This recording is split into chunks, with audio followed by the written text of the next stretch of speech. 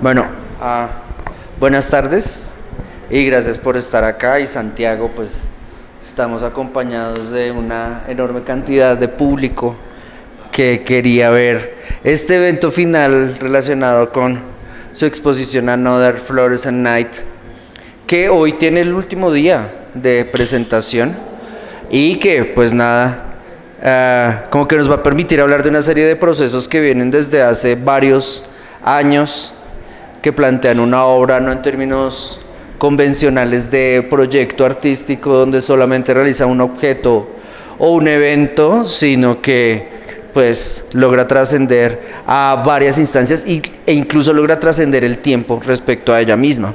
Entonces, para empezar a hablar del contexto en el que estamos, que es sala ASAP, sala número 3, una sala cuadrada, pequeña, que está pintada en 3 de sus paredes con color verde croma, que tiene una entrada con una cortina de plástico con borlas verde croma, que arriba tiene a papel picado, que en este caso es plástico, y que tiene dos piezas principales, tres piezas principales, que serían esta pieza escultórica, que es como una torre de carpetas de crochet, como una milhoja, coronadas por una copa con un líquido azul, que la copa está impresa con serigrafía, dice 2000, y tiene también como una cenefa de orlas, a una parte central donde hay un tapete y unas transparencias para ser proyectadas en el equipo que nos está iluminando, y un video que dura como 20 minutos, creo, 13 minutos, 666 minutos,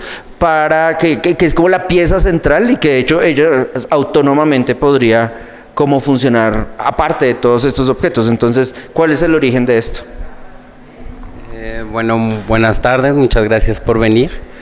Yo soy Santiago Layas, soy egresado de la Facultad de Artes ASAP, aquí de la Universidad Distrital Francisco José de Caldas.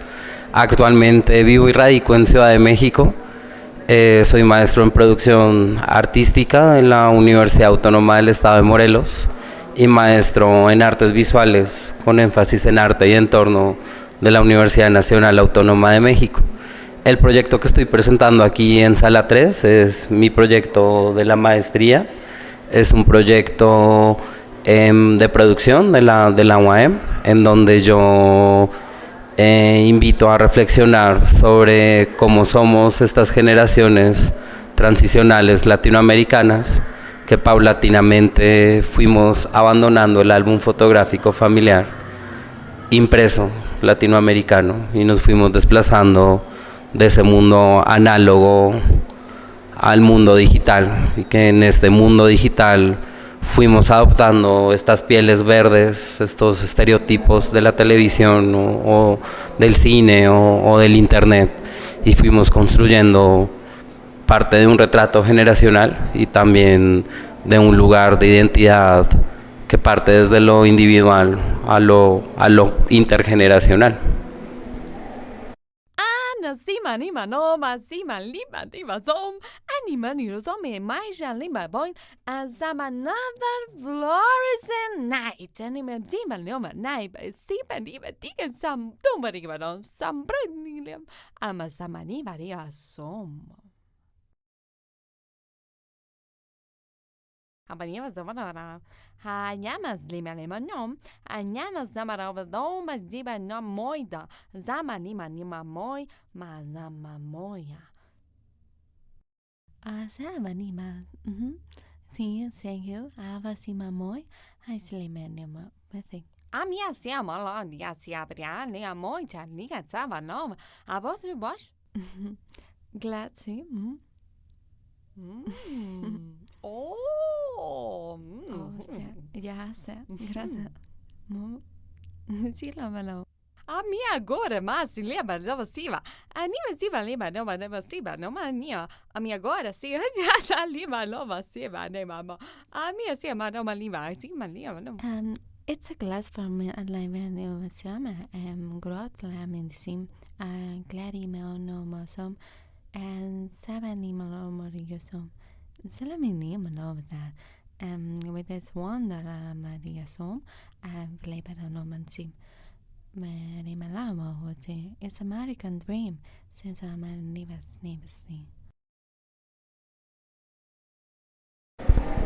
Vale, ahí de lo que dice me encanta rescatar eso de la noción de tránsito porque hay muchos tránsitos acá. De hecho, viendo el video veía un tránsito de un video que está ambientado entre los 90s, donde hay como cierta arqueología sentimental respecto a la... Para mí es un asesinato, el asesinato de Lady Di por persecución de paparazzis, pues la llevaron a un choque ya que muriera dentro del automóvil por la exposición de su privacidad, pero también hay una periodista que la cuestiona en términos como de que el problema que hay entre los medios de comunicación y este personaje es de ella contra los medios de comunicación. Aparece una revista que es como también como, este es como un fósil mucho más viejo que es la revista Vanidades, que sería de los 80, aparece como personajes que hacen reminiscencia a Britney Spears y a las Spice Girls, pero sin detenerse como en la lógica de la historia triste de los juguetes rotos que ellas van a encarnar, sino más como el ícono que se les aplicó y el que adoptaron y con el cual se desenvolvieron.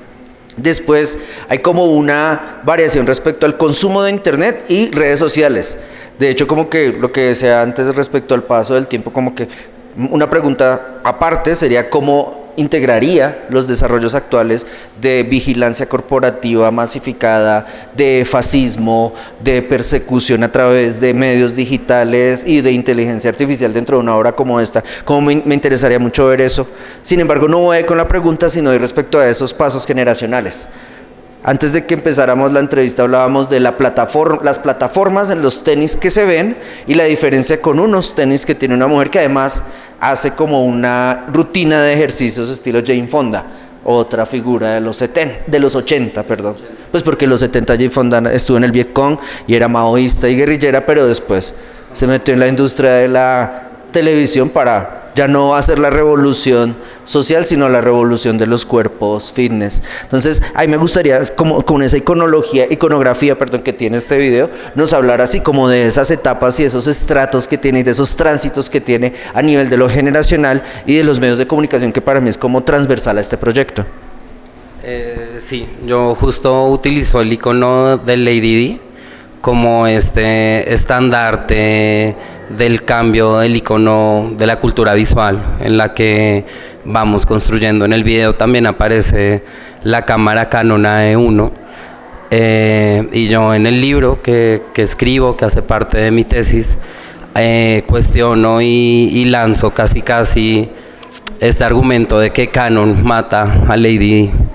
Y Canon mata a Lady Di justamente porque con la Canon AE1 es la primera cámara que tiene un enfoque automático en la década de los 70s y fue la cámara más vendida entre los 70s y los 80s por su practicidad, por su durabilidad y por su bajo costo.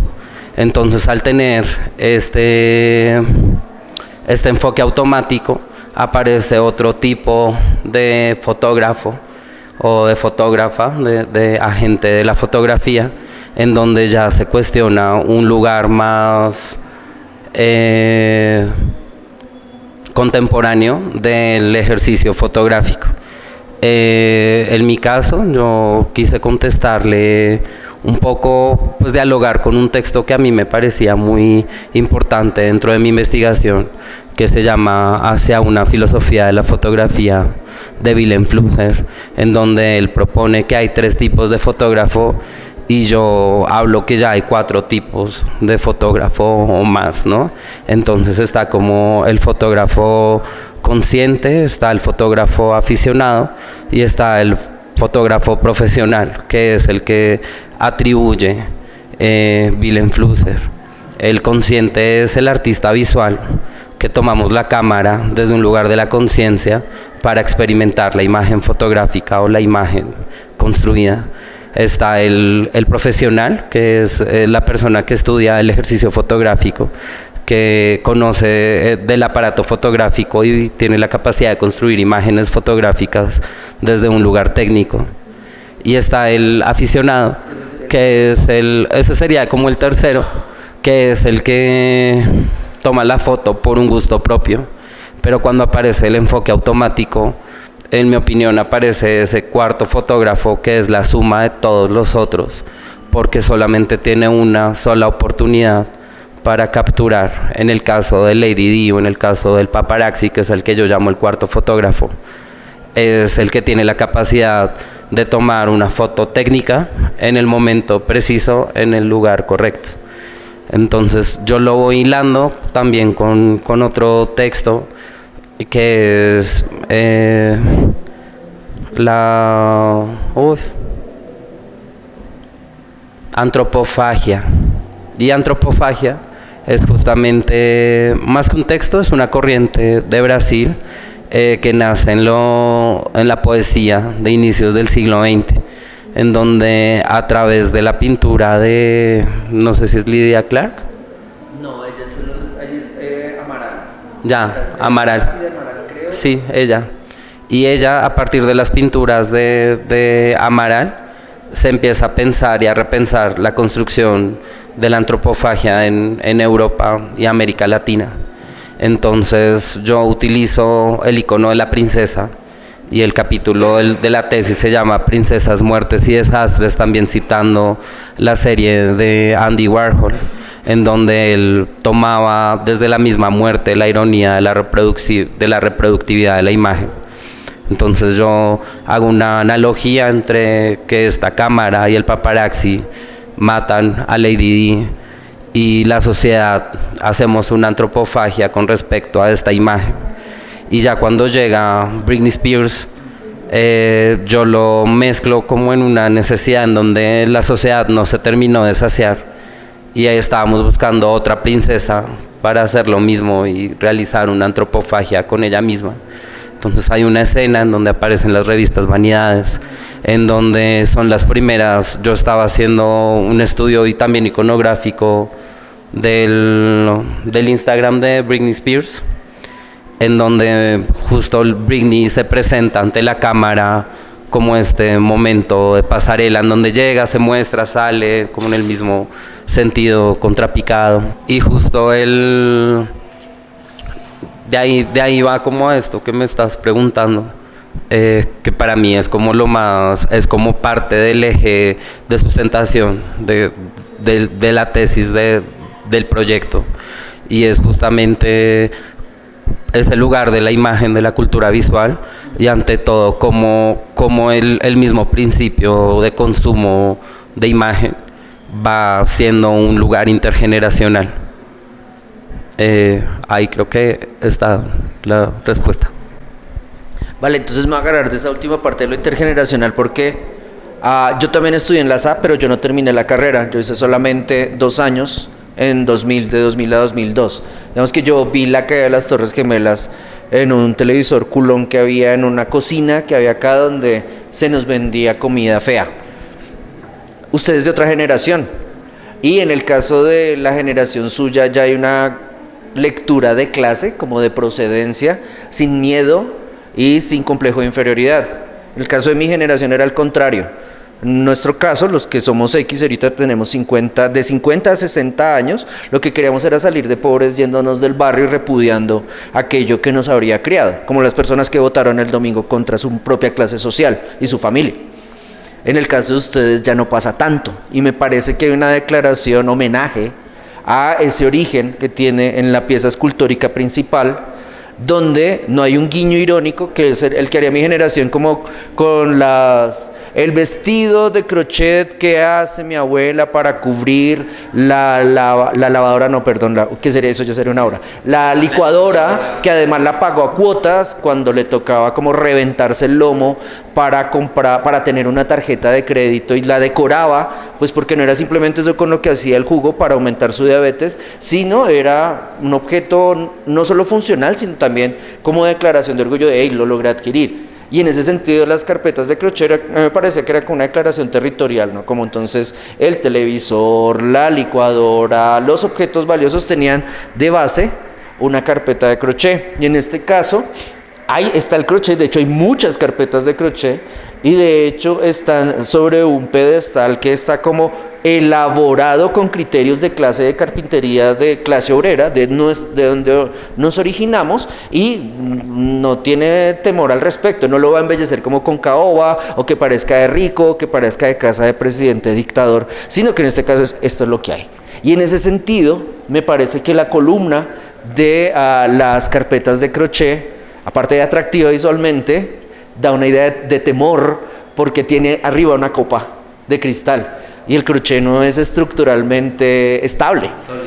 Exacto, para que se sostenga debería sostener una base que tuviera la copa, para que la copa no se caiga, que además tiene líquido, ¿no? O sea, ¿qué tal si tuviera ácido como el de la sangre de alguien y rompiera el techo, etcétera? Y en ese sentido, quiero que me hable que nos hable, perdón, de esta obra, insisto, si quieres de la lectura de clase o no, usted verá, porque también hay lecturas respecto a la constitución formal, el tipo de hilos, lanas, filamentos que se usaron, los colores y los tamaños, porque además ella es estructural como una pirámide o como un zigurat.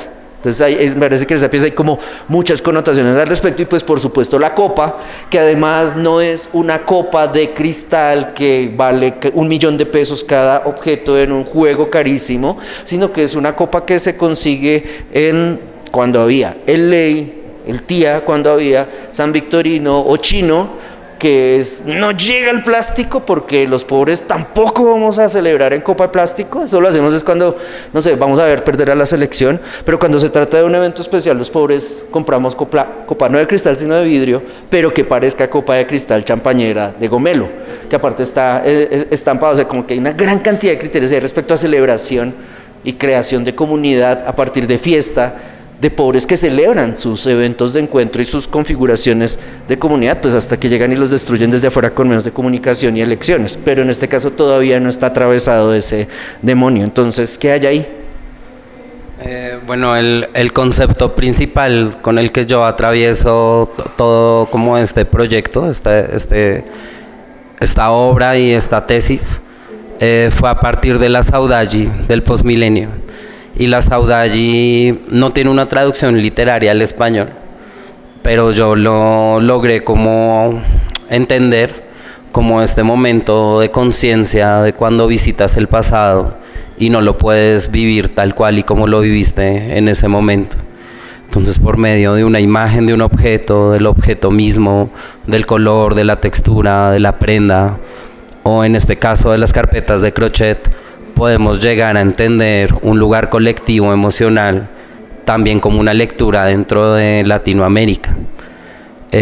A mí me gustaba mucho comprender y llegar a entender que la carpeta de crochet no solamente era un lugar en donde se ponía un objeto valioso, sea un objeto fotográfico o un objeto tecnológico, sino también entender que hace parte de la historia femenina de la familia latinoamericana, y que ahí está el proceso, y al igual que un dibujo en una carpeta de crochet se entiende si la persona estaba ansiosa, si la persona lo disfrutó, si el nudo quedó más fuerte. Está la personalidad inscrita de la misma historia, de quien preserva la historia emocional de la familia, que en ese sentido, en mi caso, es la mujer latinoamericana, que es mi abuela es la que tiene las fotos, mi mamá es quien tiene las fotos, mis tías tienen sus fotos, ¿no?, de las familias. Y en ese caso yo empiezo a identificar que la carpeta de crochet es el lugar más valioso de la familia, porque es en donde fuimos desplazando también los lugares físicos y los fuimos desplazando a lugares digitales y tecnológicos, que hace parte fundamental del cuestionamiento de la tesis, que es esta vivencia o estas relaciones intergeneracionales entre lo análogo y lo digital. La copa, el año 2000, yo lo pongo también como un año en donde se venía o se vivía un peligro de un formateo digital. Entonces también para mí era poder llegar a esa cita de la globalización del año 2000, del milenio 2000, como ese clímax en donde íbamos a entrar en un apocalipsis digital. Y hablar del apocalipsis digital es hablar de unas generaciones que estamos acostumbradas a un constante formateo de lo digital. Yo lo llamo en el libro, hablo de que estamos viviendo o fuimos partícipes de un paleolítico digital, así como en el paleolítico se descubrió el fuego y dijimos, bueno, ¿qué hacemos con el fuego? En nuestra generación se descubrió el internet y nos tocó aprender a qué hacemos con el internet. Y así como antes las personas se reunían en torno a la fogata, nosotros nos reunimos en torno a la televisión.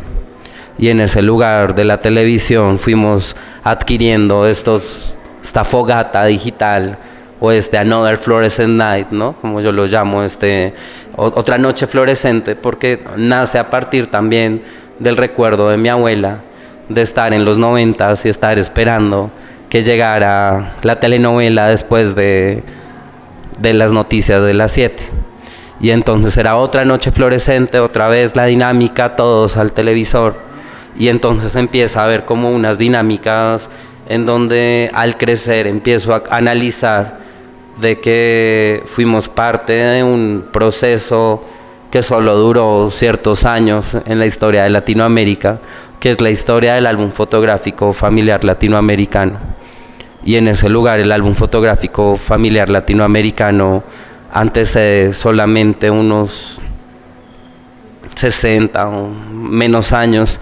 Me refiero a un aspecto transicional en donde lo digital llega al hogar, ¿no? Como que tal vez teníamos conocimiento de que existía la fotografía, pero tal vez no estaba el álbum fotográfico en tu familia, sino a partir de los 70s. Entonces las historias que se van construyendo en torno al álbum también son historias en donde, aunque hay un lugar de la saudade, también hay un lugar de violencia generacional a través en mi opinión, como del bullying o de historias fracasadas en Latinoamérica, o que uno ve la foto de la quinceañera y que fue con su novio que terminó golpeándola, o no, es que era tan inteligente su tía, pero pues quedó embarazada. Entonces todas esas historias uno las va leyendo en el álbum, pero luego, en mi caso, yo era el último niño que aparecía en el álbum fotográfico familiar de mi abuela. Entonces de mí ya no se hablaba. Conmigo se acababa la tarde, todos nos tomábamos el chocolate, quien estaba de vacaciones, de visita, y ya se cerraba el capítulo. Y entonces me fui dando cuenta que fuimos creando unas identidades globales, y también fuimos de esas primeras generaciones que cambió el lugar del dispositivo fotográfico del exterior al interior, y giramos el dispositivo y mostramos una selfie. Y una selfie para mí también es un lugar muy consciente, muy directo y con mucho valor para ponerte ante las redes. Entonces, de ahí va como este lugar de la carpeta que atraviesa el álbum fotográfico, que atraviesa una historia latinoamericana, que atraviesa un contenedor de un deseo, de una celebración, de un algo festivo. Y la Copa 2000 como este emblema del cambio de siglo, de una nueva generación, de un nuevo lugar digital. La obra se llama Britney Spears, como Britney, pero Britney Spears. También porque Britney fue la cantante que cantó en el año 2000 en la Torre Eiffel. Fue la cantante que dijo feliz año, planeta Tierra, primavera 2000. De eso va esta pieza. Sí, mira. Tengo una pregunta, ¿por qué el color azul dentro de la copa? ¿Qué simboliza ese color en esa copa? Sí, si te das cuenta, es el único foco de color azul dentro de... Bueno, ahora está así como... así total. Pero justo es por dos cosas. Uno, es porque la pieza está contemplada como una trilogía de RGB, los colores primarios digitales, el green, el blue y el red, que son como los colores que contemplan el mundo digital. Y a partir de esos colores se construye toda la gama espectral pues en la pantalla, en lo que vemos. También considero que cuando uno está dibujando el planeta Tierra cuando es niño, también pinta con estos colores el mapa mundi, y creo que no dejan de ser unos colores naturales, y poder llevar el mundo digital, en mi opinión, a un mundo natural es suavizarnos un poco más la vida, porque es ser conscientes de los estereotipos que nos gustan y de los arquetipos que construimos a través de ellos, ¿no? Como el estereotipo es esta persona, o como el tarot. Cada carta es un estereotipo, el loco, el colgado, y cada uno tiene una cosa muy específica que significa. Pero cuando pones un estereotipo al lado de otro estereotipo, conviertes un arquetipo que ya te da un lugar más definido de decirlo así, en la interpretación de las cartas, de quién eres tú, ¿no? O cuál es el asunto que estás preguntando en estas cartas. Entonces, o como las Spice Girls, cada una es una carta de presentación de la cultura mediática del pop, y no es lo mismo leer a la rubia que leer a la negra, que leer a la pelirroja. Sabemos cómo se comporta, imaginamos cómo sería su closet, pensamos qué se pondría, qué no se pondría, hasta podemos imaginar qué tipo de películas puede ver. Y en ese lugar, el lugar intergeneracional actual nos va conduciendo a el video ya es un lugar natural, en donde muchos niños o nuevas generaciones ya no conciben su vida sin la imagen, el movimiento. Y también pensar que la televisión sigue estando presente en las historias de nuestros dispositivos, pero pensar que cada quien es un canal de transmisión, como los influencers. Yo voy a aprender a y voy a ver qué me dice y lo bloqueo o lo sigo o escucho, o también entender que cada amigo o cada contacto que tenemos es un canal de transmisión que tiene una forma muy determinada, y que sabemos que cierto amigo pone ciertas cosas, o que hay cierto amigo que solo pone toda su comida que come en el día. Entonces uno también puede ir como dimensionando que vivimos en el hipertexto de la realidad del video, y que fuimos desde muy pequeños sacando los contenidos de la televisión a nuestra vida cotidiana, como jugar al Chavo del Ocho, como jugar a los Power Rangers, como jugar a las Spice Girls, como jugar a las Kardashians, jugar a las guerreras K-pop. Y entonces en ese lugar cada una se comporta, o cada personaje tiene una forma determinada de... En el video yo utilizo la telenovela también como un lugar propio de Latinoamérica, como un lenguaje construido audiovisual acá, en donde podemos reflejarnos y podemos reflejar a nuestros vecinos, a la misma sociedad dentro de un estereotipo de la televisión. Entonces cuando compramos ropa, o digamos en mi caso que toda la ropa del video es ropa vintage, original de la época en la que yo quiero hablar, que es 90s, las pelucas, las actuaciones, o sea, absolutamente todo el material de props del video son traídos de la época de los 90s, justamente para activar esas imágenes y esas vivencias, y poder traer al cuerpo del espectador una emoción de sentir que ya lo vivió, pero con la conciencia de que no lo está viviendo tal cual y como lo vivió en esa época. Entonces por eso me gusta mucho. Las carpetas son 135 carpetas de crochet, todas están en un equilibrio una sobre otra, la copa está en un lugar frágil, y la bebida tiene dos momentos, uno el de exhibición y otro el de la grabación. Entonces en la grabación se grabó con Four Loko Azul, que es una bebida mexicana muy tóxica. Pues es como no tóxica, pero sí es como de la que tú compras barata con tus amigos y tiene un montón de alcohol. Y entonces en este caso la pieza hablaba sobre el desamor y hablaba de cómo a veces podemos llegar a tomarnos un six de Four Loko solo para la autodestrucción. Entonces en ese momento en el video, el líquido del video es Forloco azul, que tiene como 30 y tantos grados, que es así de, me quiero, ya, me rompieron el corazón, así como una telenovela dramática. Me tengo que tomar 6 forlocos y olvidar esto, ¿no? Y también cómo lo enseña la telenovela, lo dramático, el amor romántico. Pero aquí hice mi versión en México, como colombiana, y tiene Powerade con aguardiente. Sí. Total, pues sí.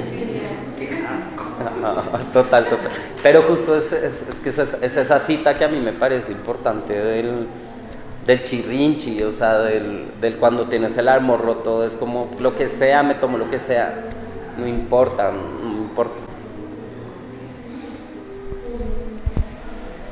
Yo quería resaltar 2 cosas y es, la primera y es que cuando hablamos de familia latinoamericana hablamos de padres abandonadores. Y el padre abandonador no es un cliché, sino es como una realidad sociológica. Y esto nos atraviesa en todos los estratos. El gomelo abandona a los hijos porque tiene que ir a destruir países. El pobre los abandona porque tiene que ir a embarazar en otro lado. Bueno, el gomelo también embaraza a la secretaria. Y en ese sentido, esos padres abandonadores aparecen en novelas, en gran medida, planteando una cuestión muy difícil relacionada con el incesto, las relaciones familiares, la transmisión de la herencia, etcétera. Y aquí quería pasarme como la pieza del centro, que es la que dentro de la exposición, aunque me parece que en las carpetas de crochet ya hay una lectura vintage, me parece que en el centro está como el núcleo de esa lectura vintage, de ese lugar de encuentro, de reunión, para mirar la noche fluorescente, para mirar la pantalla en la novela después de las noticias de las 7, que seguramente eran malas noticias, pues masacres, bombas, etcétera.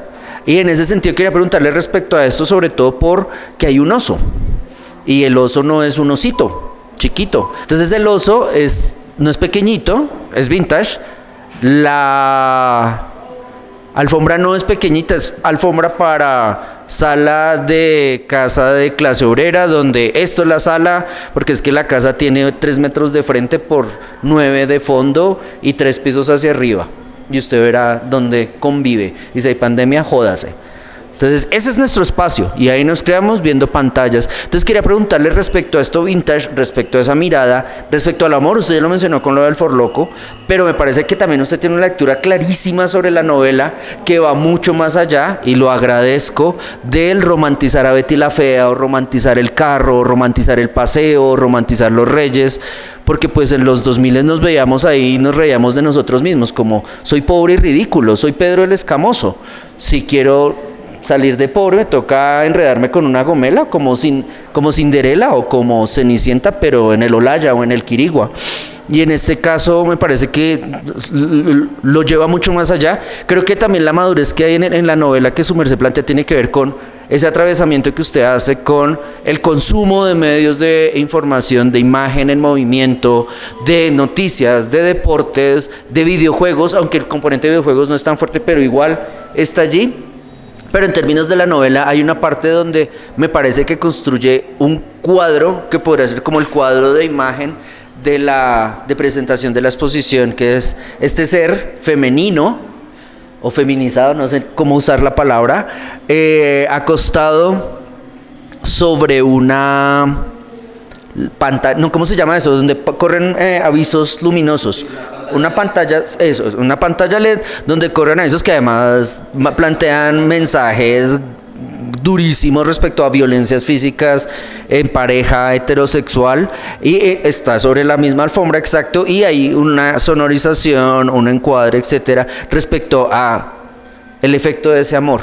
Entonces ahí quería que nos lo contara, sobre todo porque esto es una tesis de maestría y no es solamente yo viendo novelas y reconstruyéndolas respecto a cómo manejo mis despechos, sino que otras lecturas, otra vez los estratos y las capas, ¿no? Y las transiciones. ¿Qué lecturas y transiciones utilizó para hacer esa escena, y si en la escena misma se presentan, cómo se presentan? Sí, yo dividí la escena en 2 momentos, como el personaje, la telenovela se llama Llorar Amor, y Llorar Amor. Y esa escena también se llama Llorar Amor. El video está compuesto de 8 capítulos, 8 videos cortos, acompañados de 8 ensayos filosóficos escritos en primera persona, que también pueden descargar el libro ahorita en internet, te doy la información si quieren. Y lo que yo hago es como una revisita entre los dos momentos de quién es la villana y quién es la antagónica en una telenovela latinoamericana. Si quieren podemos ver el video, justo está empezando.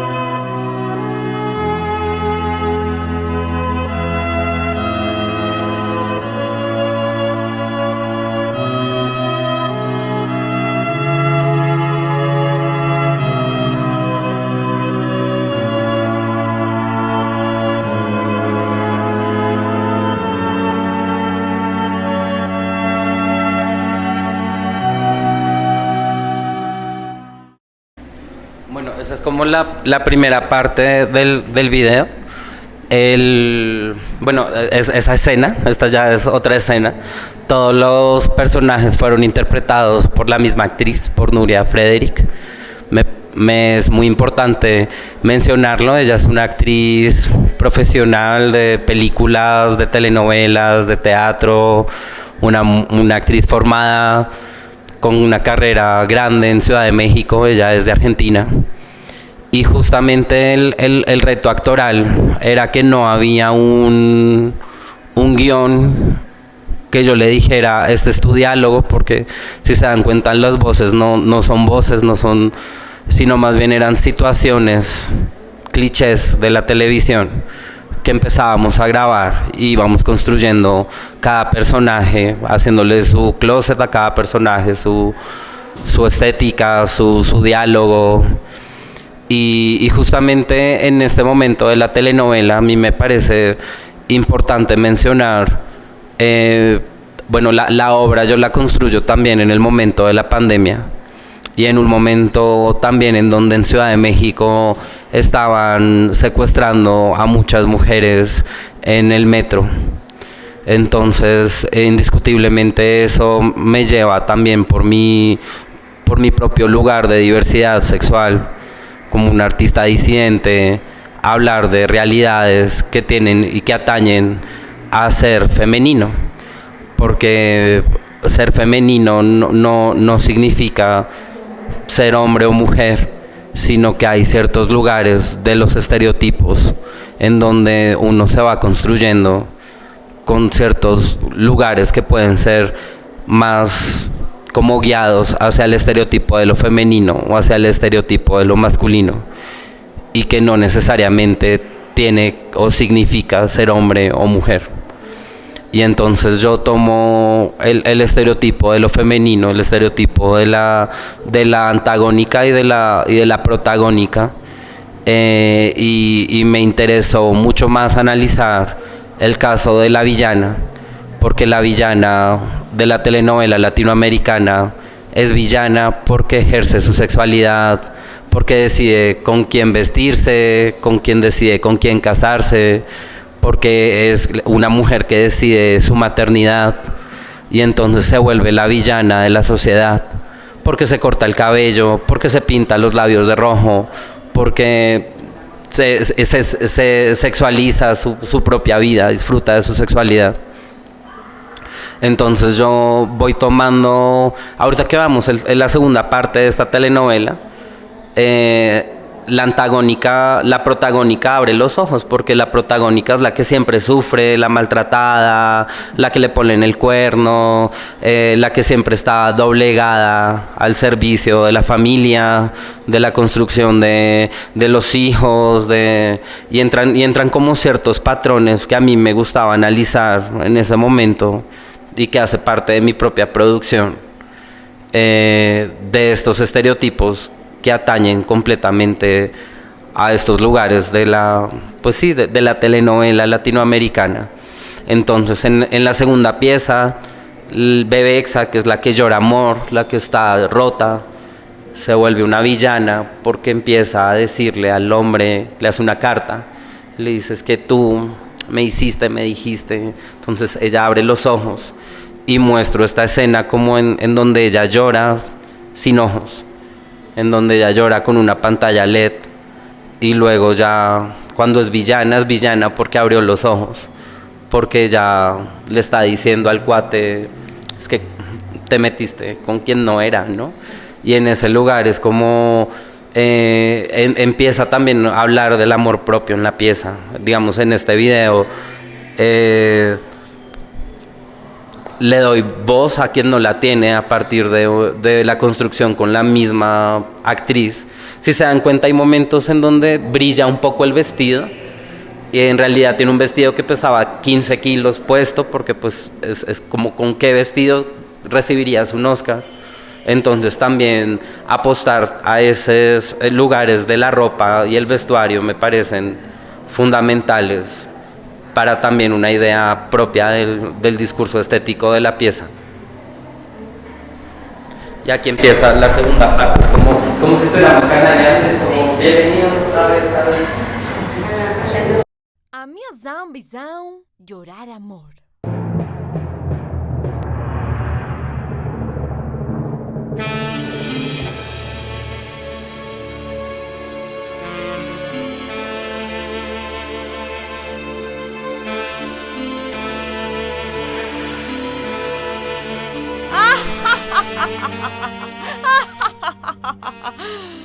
Sobara baliba no mansimanon.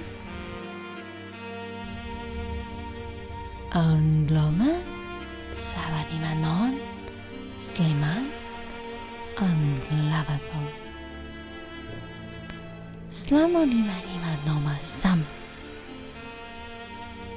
Sraman limanon, Samalimanom.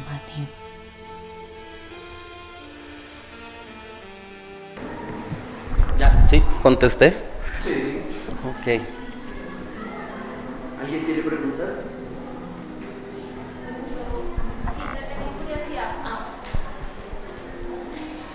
Siempre he tenido curiosidad por qué es tan importante el fútbol para ti como narrativa, y el fútbol también desde, no sé, como la presentadora femenina, como este personaje que aparece ahí también, y pues teniendo en cuenta que todo gira como alrededor de los cambios que hay a partir del 2000 en la imagen, pues quería saber como por qué es tan importante el fútbol ahí.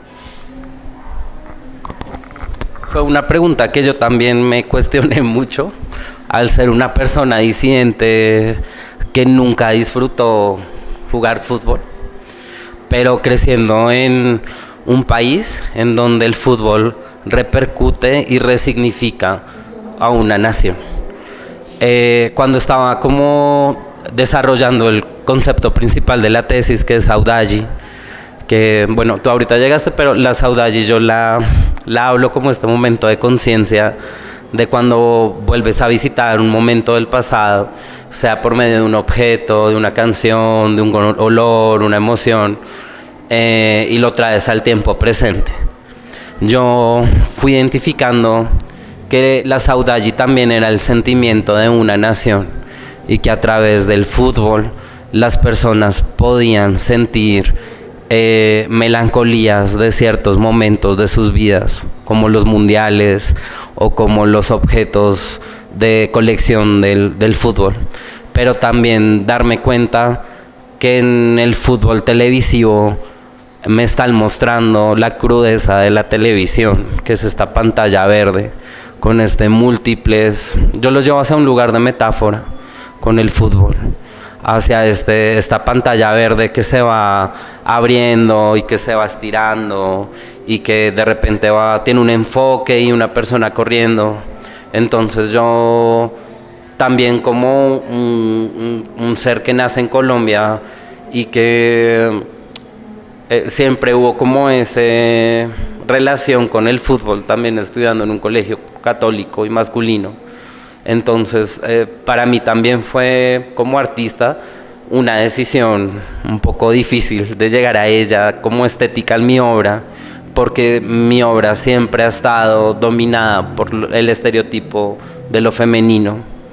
Y justamente tomo a Barbie como este icono que permite vivir estos estereotipos, ¿no? Entonces también lo primero que hay que reconocer es que Barbie no es una mujer, que no conozco a ninguna mujer que diga yo soy 100% Barbie, no existe. Entonces si Barbie es lo que quiere ser, porque también hay que leer los iconos en donde uno crece. Si yo me llamara Kelly, si yo fuera blanca, si yo hubiera nacido en Washington, tal vez mi lectura de Barbie sería muy diferente a la que tiene Santiago, que nació acá en Bogotá, que vivió en el Restrepo con sus primeras Barbies, que Restrepo, Patio Bonito, 20 de Julio, como que esos han sido mis barrios, pero en esos barrios llevé con todas mis Barbies. Y entonces, si Barbie en América o en español, es lo que quiere ser, pero al mismo tiempo es un estereotipo de lo femenino. Barbie es un arquetipo, un estereotipo arquetipado que disfruta de estas estéticas flamboyantes, de las estéticas exageradas de lo que significa ser mujer, pero es lo que quiere ser. Entonces también la puedo hacer una relectura en que Barbie también puede ser una disidencia, que Barbie también puede ser una drag queen, que también va en contra de ciertos lugares o ciertas lecturas, que yo, como una persona intergeneracional que atraviesa la historia de Barbie y que me voy a morir y Barbie va a seguir con su historia, en este pequeño capítulo que nos corresponde a ella y a mí, nació el sé lo que quiere hacer. Y entonces desde ahí, tomando un cuerpo que es una morfología humana, en donde es, o el oso, ¿no?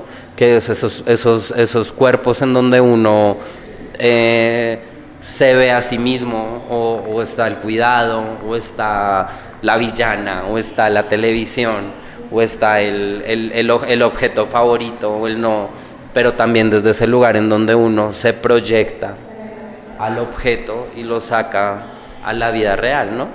Como lo hago en el video, en donde yo entro, donde Barbie cobra vida y además juega en un videoclip, en un videojuego de soccer.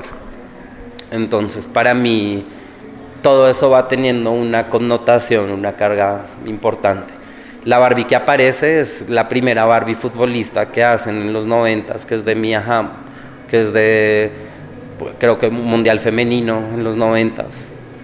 Y entonces es una Barbie que ese molde de Barbie aparece en los 90s y es la primera Barbie que puede patear, que puede abrir las piernas, que ya no tiene el pie hacia abajo para el tacón.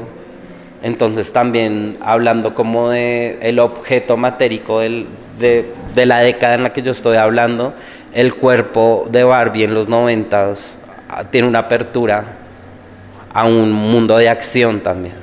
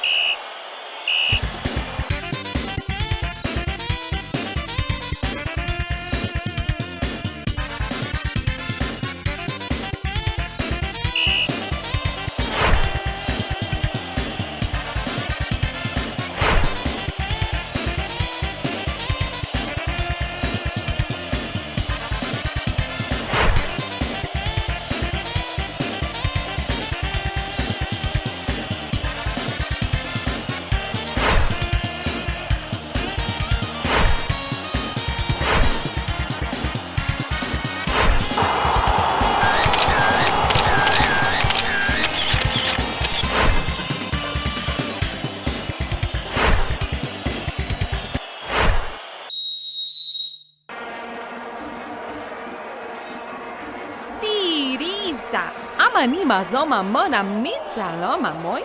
Mazima loma mai aprio. Ni hao. Hata si ra la ta na sa ra ta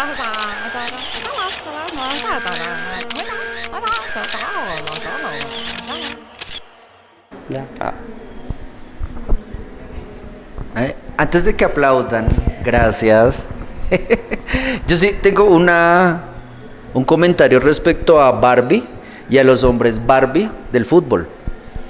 Que si a las mujeres les imponen a partir de consumo aspiracional como sé lo que quieres ser, conviértete en una baby girl, a los hombres también los fumigan con tienes que ser el nuevo James. Entonces te toca empezar por ser tatareto y después aliarte con narcos y después jugar mal y cobrar carísimo. Y me parece, porque yo estoy como absolutamente en contra de el fútbol, su iconografía y como todo el tipo de lógicas que lo promueven, sobre todo porque para mí son lógicas de muerte y narcotráfico para este país, pues Andrés Escobar asesinado, lo que está pasando ahorita mismo con el uso o no uso de esa camiseta horrible amarilla. En ese sentido me gusta lo que usted dice respecto a, ahí está la Barbie. Me gusta esta lectura que establece porque también su merced en términos formales, siguiendo con esa trilogía de RGB, identifica el fondo verde del pasto como un verde croma, lo identifica como una pantalla que se extiende y lo identifica como un entorno donde no aparece el varón. En un deporte que es absolutamente masculinizado, a mí me parece homoeróticamente masculinizado para explotar estos cuerpos jóvenes de estos hombres que son Barbies mientras tienen juventud, porque cuando envejecen se vuelven el Tino Asprilla y cogen a tiros a todo el mundo en Tuluá.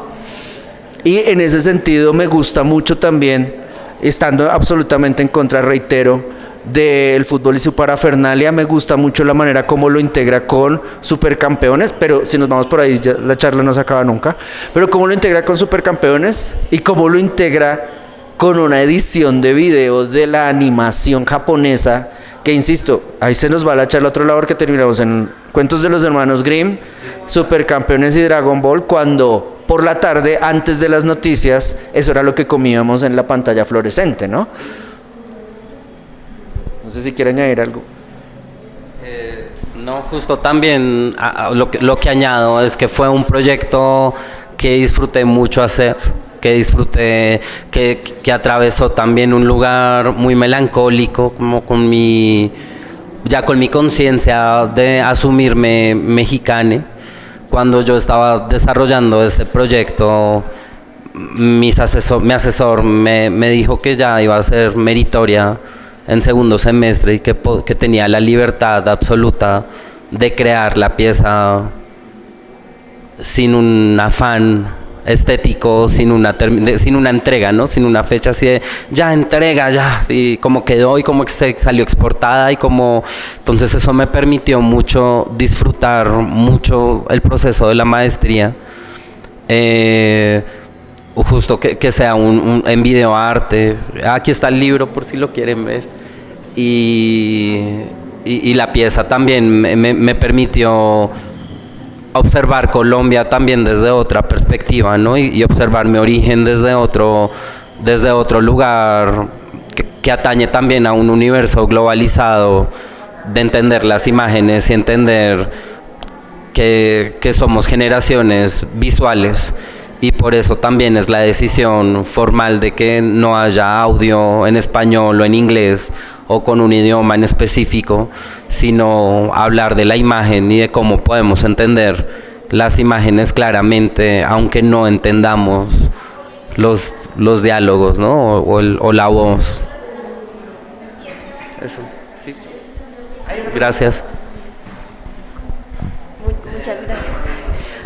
Justo esto que acabas de mencionar alrededor de ahora de tu condición de mexicane, yo quiero preguntarte cómo cruzas también esa condición de migrante, porque yo creo que el hecho yo lo denomino como ser una disidencia de género y un traidoide de género, atraviesa por supuesto tu obra y eso es notorio y muy visible alrededor de los personajes que tú seleccionas. El hecho de que solo hayan personajes femeninos o feminizados, pero también un poco hay algunos como visos coquetos alrededor de lo mexicano, ¿no? Y yo quiero entender más esa condición de migrante y ahora de mexicana y cómo te atravesó en este proceso creativo. Bueno, justo como para concluir, cuando a mí me hablan de que es una tesis que va a ser honorífica y yo ya mi proceso en la maestría fue, cuando yo entré a la maestría no tuve que requerir la visa de estudiante como llegan todos los estudiantes de internacionales, sino más bien yo ya vivía en México, yo ya incidía en México y ya tenía mis documentos migratorios al margen. Entonces cuando a mí me dan la noticia, me pregunté, ¿y yo qué hago con una tesis honorífica, no? En el momento en que estaba empezando, o sea, acababa solamente de grabar esto, no lo estaba editando y el libro no existía como tal ya con esa definición formal. Entonces me doy cuenta que México a mí me otorga en automático la nacionalidad por aportación cultural al país. Y esa noticia cambia mi forma de verme como migrante en otro país, ya decidiendo formalmente tener la nacionalidad mexicana. Entonces yo atravieso desde el lugar de lo mexicano y voy construyendo este video a lo largo de la pandemia, viajando por varias partes de México. O sea, yo este video lo edité en Oaxaca, lo edité en Mérida, lo edité en Ciudad de México. O sea, cada capítulo lo fui desarrollando a lo largo en que yo iba visitando México para descubrir qué tipo de mexicana era, porque en mi lugar de conciencia yo lo veo como que soy una persona transnacional, porque decido cambiar de identidad también nacional. Y en ese lugar de ser transnacional me preguntaba en el momento en que estaba haciendo esta pieza qué tipo de mexicana era, porque entendía que era colombiano porque nací bajo este contexto, pero ser mexicana fue una decisión mía y propia y autónoma. Entonces desde ahí es que yo empiezo a desarrollar el proyecto desde un lado completamente femenino. También coso, hice gran parte del vestuario.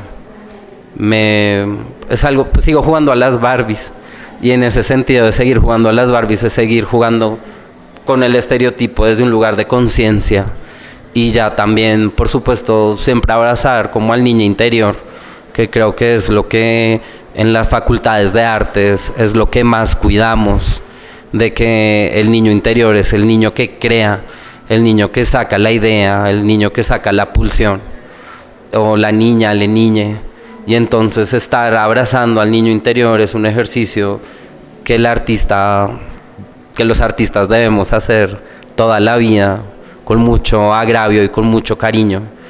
Y creo que es cuando nacen los proyectos más sin una pretensión. O sea, como para mí esto era un juego visual siempre, y era como, pues ahora tengo que ir a conseguir los guantes, y mi reto es que la peluca de Lady Di sea muy parecida, y que, o sea, todo ya era muy el jugar al construir cada pieza.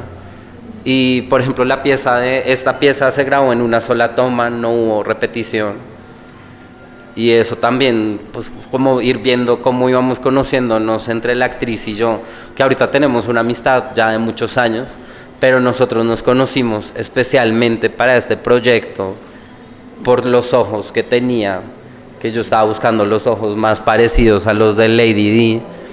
También yo ya había trabajado haciendo comerciales de televisión cuando terminé de estudiar acá en la SAP mi pregrado hace 10 años. Hace 10 años yo estaba trabajando haciendo comerciales de tele, que fue mi primer trabajo terminando la facultad. Y me doy cuenta que fue un trabajo que sigue permeándome hasta el día de hoy en mi propia construcción, ¿no? Por ejemplo, cuando subí imágenes del performance que hice acá, la que fue mi jefe en ese momento me dijo, ah, hiciste el casting como en Siloé. Y yo sí, o sea, como en ese aspecto como de que hasta ella recuerda yo cómo hacía los castings hace 10 años. Y en ese lugar es como entender que hay un lenguaje audiovisual y que los artistas atravesamos en los trabajos que vamos teniendo enseñanzas a nuestra propia obra.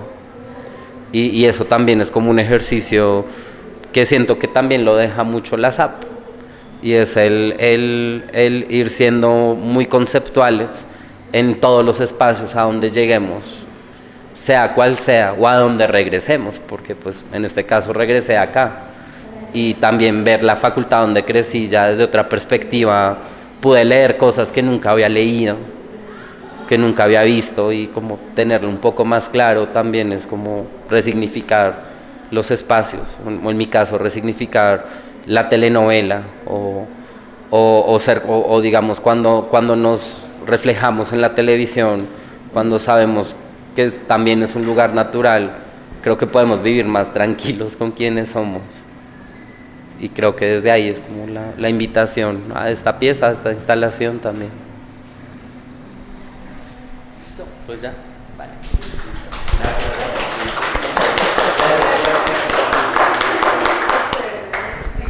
Gracias por venir.